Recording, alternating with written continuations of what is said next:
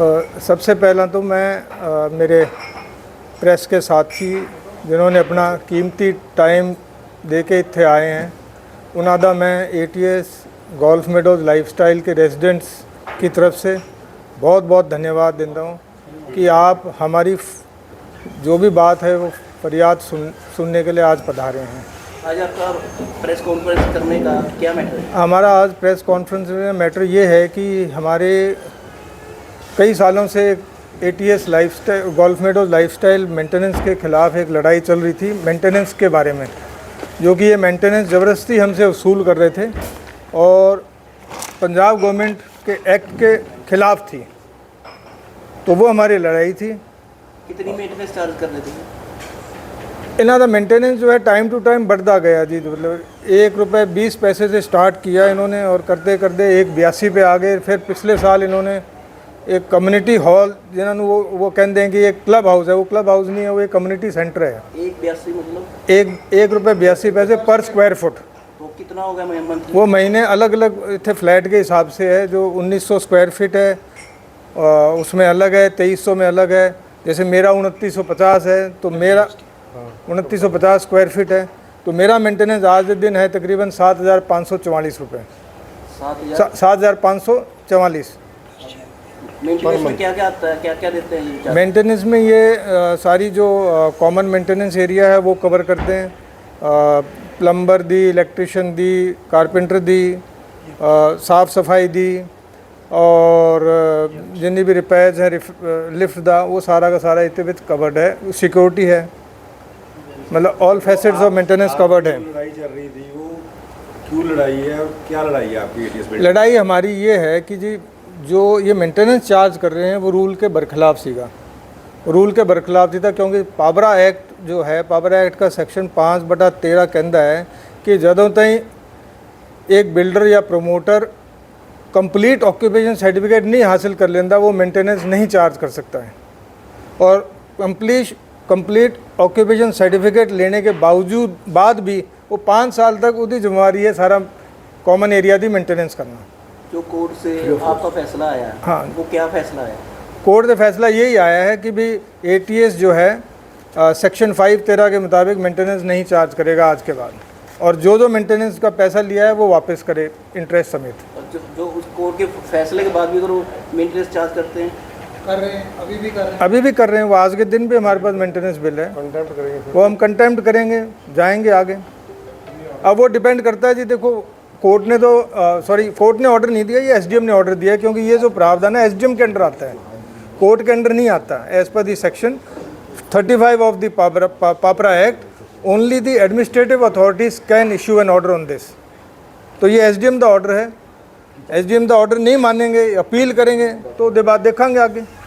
सानू तो फैसला मिल गया, असी तो नहीं देंगे, लेकिन हाँ इन्ना पता है कि जो पुराना उन्होंने जो सिस्टम देखा है, इन्होंने कुछ 8-10 जो रेजिडेंट्स हैं उन्होंने पहले भी एक कोर्ट से स्टे मिला सीगा, लेकिन उसके बावजूद भी ये मेंटेनेंस भी चार्ज कर रहे थे, मेंटेनेंस दे भी नहीं रहे थे, और मेंटेनेंस चार्ज कर रहे हैं विद इंटरेस्ट, वो बिल इशू कर रहे थे।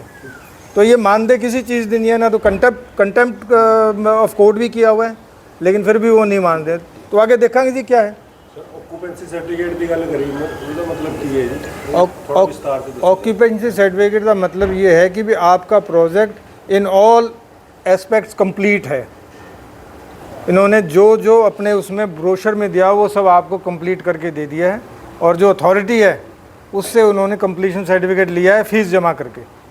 Till date they are completed their occupancy certificate or no? No, till date they have only obtained partial occupation certificate, ताकि रेजिडेंट्स ਨੂੰ कह दें कि भी हाँ तुसी मूव कर जाओ, which is actually not correct, वो इलीगल है, ठीक है। लेकिन उन्होंने पार्शियल ऑक्यूपेशन सर्टिफिकेट ले लिया है टावर 6 तक, 7वां टावर अजय तक कंप्लीट नहीं हुआ है, वो फेज़ 1 7वां टावर तक है।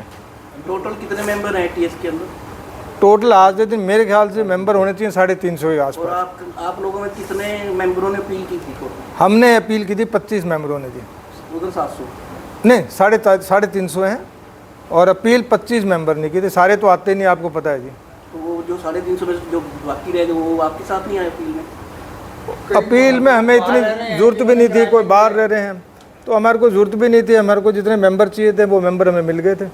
इसमें आरडब्ल्यू फॉर्म आरडब्ल्यू फॉर्म भी नहीं करने दे रहे, एंड इसकी वजह से जो है वो हम कोई सबसे पहले प्रेस का बड़ा बड़ा स्वागत। आप हमारी डेमोक्रेसी के फोर्थ पिलर हो और जब तक प्रेस जनता के साथ है हमें कोई बेवकूफ़ नहीं बना सकता। आप अपना नाम बताओगे? मैं मेजर जनरल विनोद हूँ। मैं पिछले 8 साल से रह रहा हूँ ATS में। मैं भी इन लोगों की तरह इफेक्टेड पार्टी हूँ। और जो सवाल आपने किया, जो पंजाब का रेगुलेशन है पापरा एक्ट, वो ये बोलता है कि कोई भी बिल्डिंग तब कंप्लीशन सर्टिफिकेट होने के बाद बिल्डर 5 साल तक उसको मेंटेन करे। ये कंडीशन इसलिए लाई गई है ताकि बिल्डर जल्दी से जल्दी उसको कंप्लीट करे और ना कि जैसे डिले कर रहा है। ATS 2011 से प्रोजेक्ट शुरू किया, अभी 2025 आ गया, लेकिन इनका 7 टावर कंप्लीट नहीं हुआ, जबकि इनको बनाने हैं 17 टावर।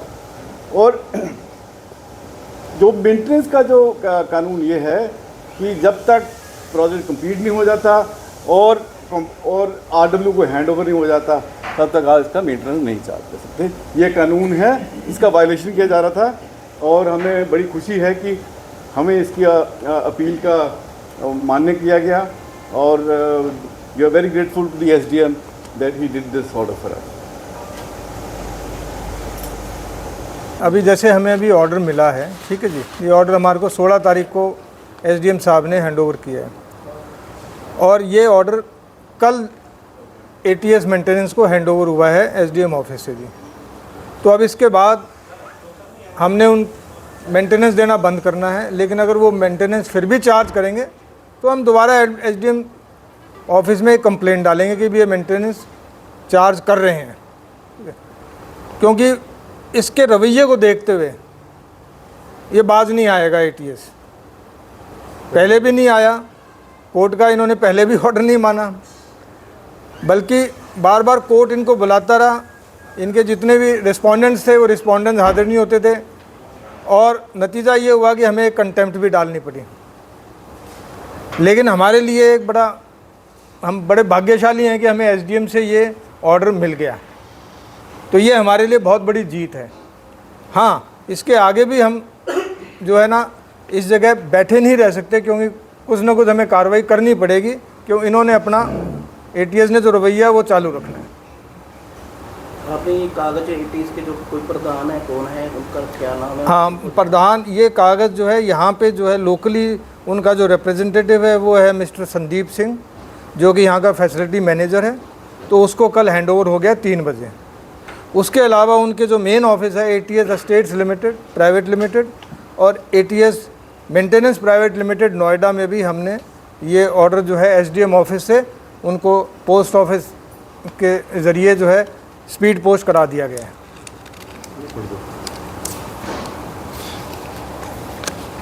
और आपके माध्यम से हम जो हमारे लोकल प्रशासन है वह उनके ऊपर DC ऑफिस तक यही अपील करते हैं कि इन लोगों की जो है ये जो हो रही लूट है इससे हमको बचाया जाए।